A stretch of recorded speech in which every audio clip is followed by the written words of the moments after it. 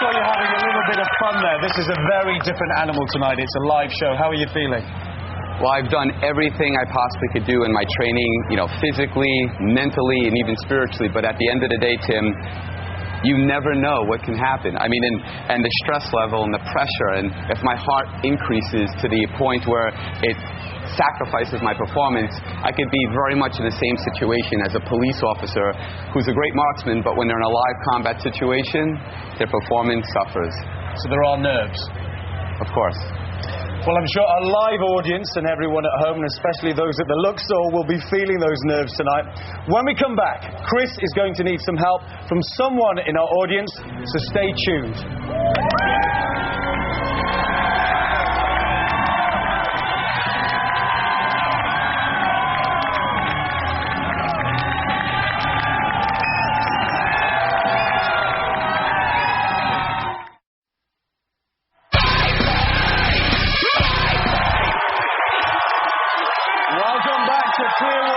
Florida for this live special edition of Criss Angel Mindfreak. Just minutes from now, Criss Angel will be handcuffed to the 6th floor balcony of the hotel behind me. He will have to pick his way out of the handcuffs, make his way through 3 locked doors, up 3 flights of stairs, scale a ladder and through a double-locked hatch in time to catch a ladder dangling from a helicopter that will hopefully whisk him to safety. All before a timer detonates 450 sticks of dynamite, bringing the building crashing to the earth. So, who's ready to blow up a building?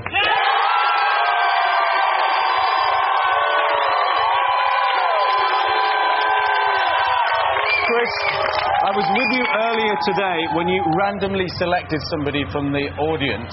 How did you do that, and why did you do that? I basically just took my wristband off, threw it into the crowd of loyals. Somebody selected it, and I did it because I wanted somebody to be the eyes and the ears for the people at home, because I always say what you see is what you get, and it's no BS. Well, this is the witness here, and that is the actual wristband. This is the actual wristband. And you're not nervous of heights? We'll find out. Well, hopefully be okay. Also with us is Officer Dave Hardman, a retired lieutenant who served for 26 years on the Clearwater Police Force. It was very important that he came today because of what?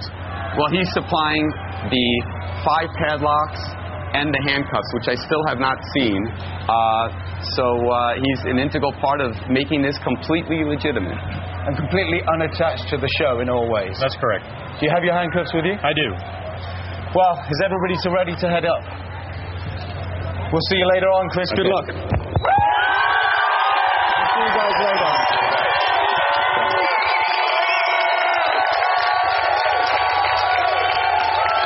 While Criss and the witnesses make their way to the truck, let's take a look at how Criss is trained for this very difficult escape. I gotta get in the best shape of my life. I have the most challenging escape of my career. This is the riskiest thing I've ever done in my life. And I've already sworn to my mom. After this one, I'm done. I'm here at the airport in Clearwater, Florida, training with none other than these 2 gentlemen. We got Paul over here. How you doing, Criss? You're the pilot? Yes, sir. And John, who's coordinating the final outcome, we hope. Me getting to that ladder, ascending 1,000 feet before the building implodes. It's going to be an e-ticket ride.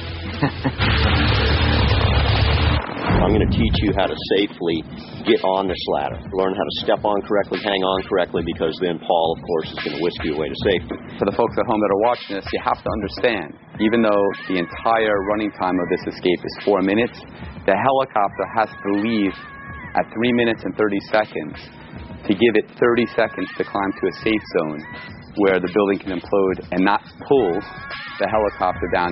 So if I'm there at 3:31? At 3:30 we gotta go. I hope I'm not waving to you.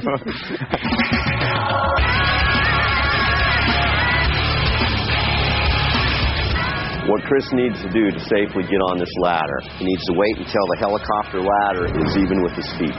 There's a foot in front and a foot in back. That way, when he's hanging on, he's not kicking the ladder way out to the side here, which is harder to hang on.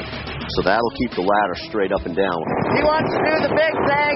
I think he's ready. It's no problem for him. He doesn't want a safety belt on. I think if he just goes straight up and down, he'll be fine. Criss will not have any kind of a safety. He's holding on through his own physical strength. It would take too much dangerous time for him to try to hook himself in and then get on the ladder. This is something that's got to happen in a matter of a couple of seconds.